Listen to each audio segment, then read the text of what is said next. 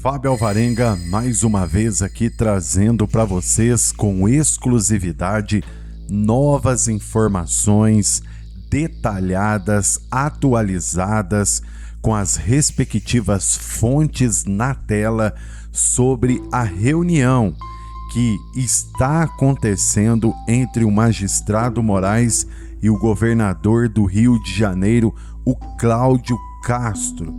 Pare tudo o que você está fazendo, porque nós fomos aqui a fundo e descobrimos informações reveladoras a respeito daquilo que a mega operação trouxe para o Rio de Janeiro, que foi, de fato, pelo menos alguns dias de paz. Mas o que o Cláudio Castro falou vai surpreender. O que acontece? Informações que já chegam até nós é que Cláudio Castro diz que não vai recuar e vai continuar fazendo o que for preciso para entregar um Rio de Janeiro com segurança e paz aos cariocas. Aguce aí o seu ouvido, por gentileza, e compartilhe o nosso vídeo ao máximo de pessoas possíveis. As principais manchetes nos principais jornais do país. E o que eu fiz? Eu vim aqui, peguei as mais importantes e as mais impactantes para atualizar todos vocês a partir de agora nesse boletim. E eu vou dizer uma coisa para vocês, gente. Coloquem o cinto de segurança, porque realmente é uma pancada atrás da outra que eu vou trazer a partir de agora. Já para começar, gente, tá? Uma bomba acaba de ser confirmada, gente. Na verdade, acaba de ser confirmada neste exato momento. Moraes conduz reunião urgente no Rio de Janeiro com Cláudio Castro sobre mega operação nas comunidades. É uma reunião direta que aconteceu às 11 horas, do jeito que a população entende. Olho no olho, relatório na mesa e respostas técnicas sobre a mega operação realizada nos complexos da Penha e do Alemão, que o governo batizou de Operação Contenção.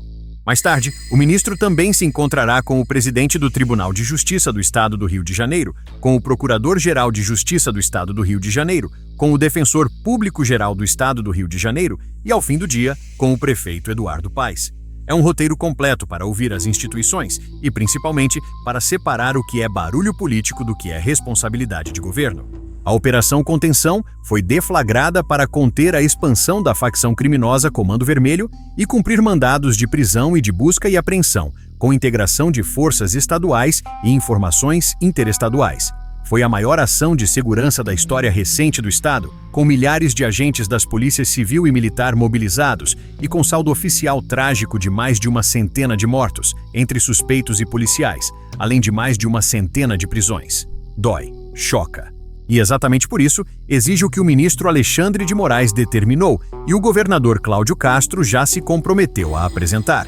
Um relato minucioso de cada decisão tomada, de cada recurso utilizado e de cada cuidado adotado para proteger inocentes, preservar provas e responsabilizar quem atravessou a linha da lei, seja do lado do crime, seja no serviço público.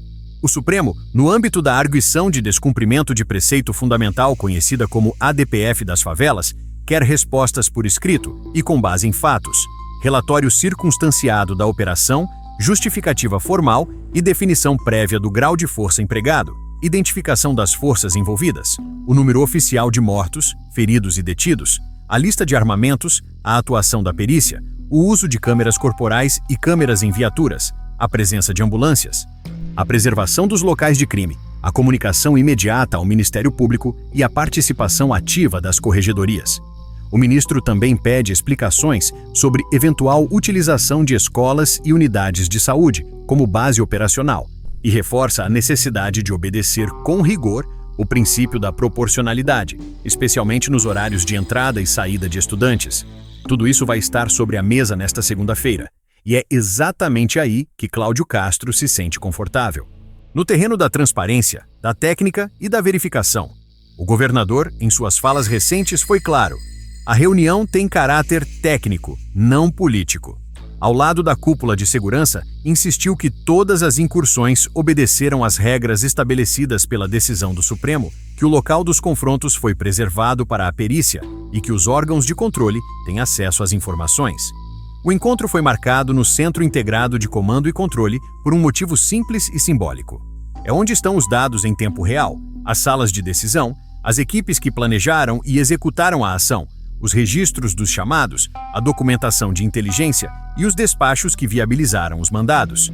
Se o assunto é esclarecer, é ali que as perguntas encontram dados e as acusações são confrontadas com os fatos. Convém lembrar, sem rodeio, a operação aconteceu depois de semanas de escalada criminosa, com bandos armados fechando vias, intimidando moradores e ostentando fuzis de guerra. Entre o romantismo criminoso e a vida real, a polícia foi chamada a entrar onde muita gente prefere fingir que não existe Estado. A presença de armamento pesado, inclusive com indícios de origem estrangeira, é o retrato do nível de ameaça com que o Rio de Janeiro lida. Uma ameaça que não respeita a fronteira de bairro, de cidade ou de estado. Quando o crime se organiza em rede, a resposta precisa ser coordenada e firme. Foi isso que o governo estadual disse que fez.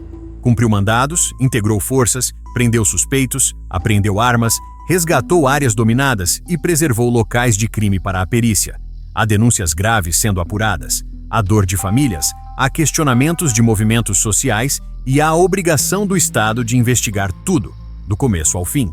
E é exatamente por isso que o ministro Alexandre de Moraes exige um pacote completo de informações, da definição do grau de força à assistência às vítimas e aos seus familiares.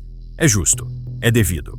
E, do lado do Palácio Guanabara, não há recuo. O governador diz que não teme nenhum órgão de controle, que está entregando o relatório, que acionou corregedorias, que trabalha com a verdade e que está abrindo as portas para que deputados, promotores e defensores façam todas as perguntas. É esse o espírito de quem não esconde o jogo: colocar os dados na mesa, permitir auditoria, corrigir o que tiver que corrigir e manter o rumo da lei. O debate sobre letalidade policial precisa ser feito com honestidade. O Supremo já aprovou, com unanimidade, medidas estruturais para reduzir mortes em operações, ampliar transparência e fortalecer a investigação de organizações criminosas que atuam além das fronteiras do Estado. Entre essas medidas estão o uso ampliado de câmeras corporais, regras específicas para ações perto de escolas e hospitais, preservação rigorosa de cenas de crime, obrigatoriedade de autópsia e prazos para a conclusão de inquéritos por mortes decorrentes de intervenção policial. Ao mesmo tempo, a Corte também reconheceu que o Estado precisa apresentar um plano de retomada de territórios dominados por facções, com integração e apoio federal. Em bom português, menos improviso, mais planejamento, menos discurso, mais resultado, menos espetáculo político, mais prestação de contas. Cláudio Castro, alinhado com governadores que defendem a lei e a ordem, lançou a ideia de um consórcio de cooperação para a segurança pública, trocando tecnologia, inteligência e protocolos que funcionam. O recado é simples e direto: crime organizado é problema nacional, não cabe em um CEP. Quando ele cruza a fronteira para escapar da polícia, a resposta tem que cruzar junto. Nessa linha, o Estado informou que a Operação Contenção envolveu cumprimento de mandados, inclusive com apoio de pedidos oriundos de fora do Rio de Janeiro, prendeu foragidos, desarticulou pontos de apoio logístico e apreendeu armamento de alto poder. Tem mais. A Secretaria de Segurança Pública disse que instaurou inquéritos para apurar fraudes e encenações em locais de crime, reforçou a preservação de cena para a perícia e garantiu assistência nas áreas de maior conflito. A audiência desta segunda-feira é a hora do filtro. O ministro Alexandre de Moraes quer saber, ponto a ponto, se as determinações do Supremo Tribunal Federal foram observadas e como foram observadas.